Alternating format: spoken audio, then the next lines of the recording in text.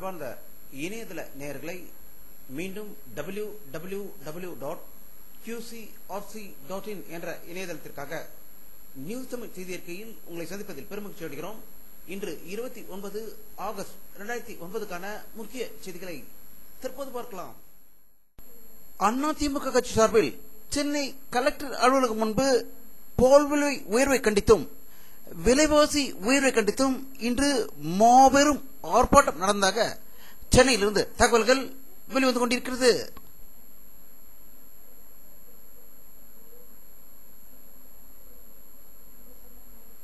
புதுச்சேரி மாநிலத்தில் முன்னாள் அமைச்சராகவும் எம்எல்ஏவாகவும் இருந்த கண்ணன் பல கட்சிகள் தாவி பல கட்சிகளை நடத்தி திரும்பவும் தன்னுடைய தாய் கட்சியான காங்கிரஸில் சேரப்போவதாக அவர் புதுவையில் அறிக்கை வெளியிட்டிருப்பதாக புதுச்சேரியிலிருந்து தகவல்கள் வெளிவந்து கொண்டிருக்கிறது.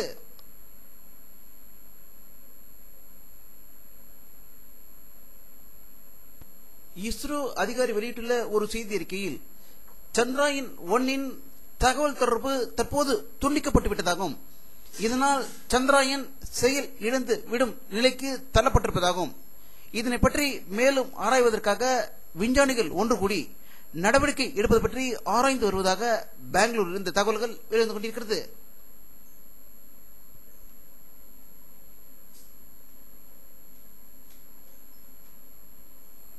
பாரதிய ஜனதா கட்சியின் முக்கிய தலைவர்களின் ஒருவரான மேனகா காந்தி அவர்கள் வெளியிட்டுள்ள ஒரு செய்தி அறிக்கையில் பாரதிய ஜனதா கட்சியிலிருந்து ஜஸ்வந்த் சிங்கை நீக்கியது தவறு என்று அவர் கூறியிருப்பதாக உத்தரப்பிரதேச மாநிலத்திலிருந்து தகவல்கள் வெளிவந்து கொண்டிருக்கிறது.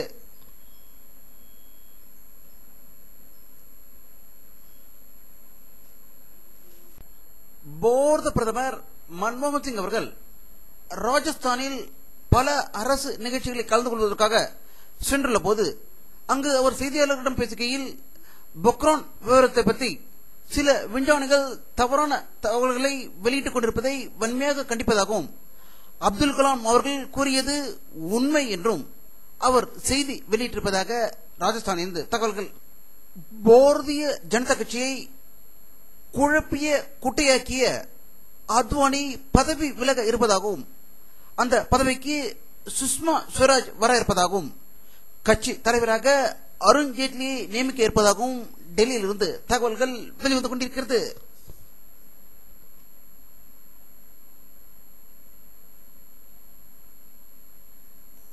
ஆஸ்திரேலிய நாட்டின் துணை பிரதம மந்திரி ஜூலா கில்ஹார்ட் 5 நாள் சுற்றுப்பயணமாக ஞாயிற்றுக்கிழமை இந்தியா வர இருப்பதாக டெல்லியில் இருந்து தகவல்கள் வெளிவந்து கொண்டிருக்கிறது.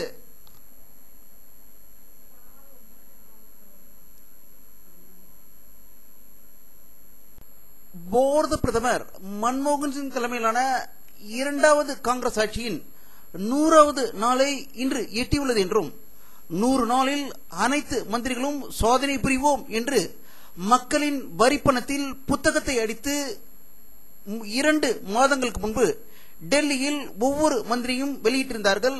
அந்த புத்தகங்கள் தற்போது எங்கு இருக்கிறது என்று தெரியவில்லை. அதை எடுத்தவர்கள் படித்தார்களாமோ என்று தெரியவில்லை. தற்போது காங்கிரஸ் அரசில் விலைவாசி உச்சத்தில் இருக்கிறது. மக்கள் அனைவரும் பன்றிக் காய்ச்சல் எப்பொழுது வரும் என்று வாசலில் எதிர்பார்த்துக் கொண்டிருக்கிறார்கள்.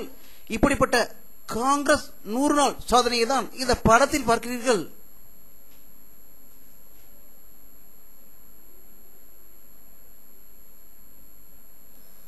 தமிழ் ஈழ நாட்டிலுள்ள அப்பாவி தமிழர்களை முகாம்களில் இருந்து விடுவிக்க வேண்டும், தமிழ் ஈழ நாட்டிற்கு சுதந்திரம் அளிக்க வேண்டும் என்று பல்வேறு கோரிக்கைகளை முன்வைத்து லண்டனில் உள்ள பிரதமர் வீட்டு முன்பு தமிழ் ஈழ சுதந்திர போராட்ட வீரர்கள் போராட்டம் நடத்தியதாக லண்டனிலிருந்து தகவல்கள் வெளிவந்து கொண்டிருக்கிறது.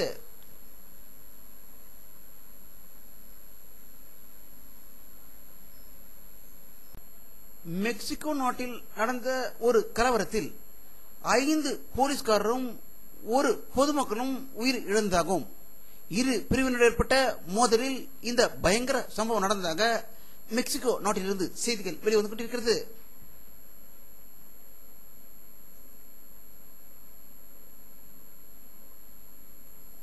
சீனாவில் உள்ள மத்திய பகுதியின் சுரங்கப்பாதையில் ஒன்றில் ஏற்பட்ட பயங்கர விஷவாயு கசிவில் 15 பேர் கொல்லப்பட்டதாக பீஜிங்கிலிருந்து தகவல்கள் வெளிவந்து கொண்டிருக்கிறது.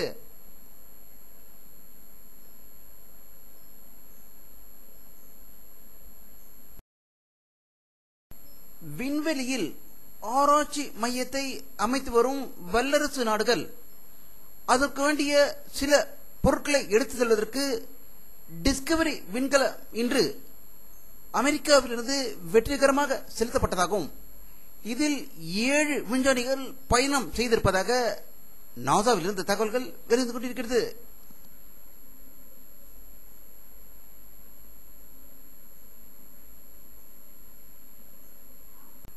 வானிலை அறிக்கை 29 ஆகஸ்ட் 2009 பிற்பகல் 4 மணியில் எடுக்கப்பட்ட சேட்டலைட் புகைப்படத்தை தற்போது பார்த்துக் கொண்டிருக்கிறீர்கள். தமிழகத்தில் மேகமூட்டங்களே காணவில்லை. இன்றும் வெயிலின் தாக்கம் அதிகமாக இருந்ததாகவே தமிழக முழுவதிலிருந்தும் செய்திகள் வெளிவந்து கொண்டிருக்கிறது.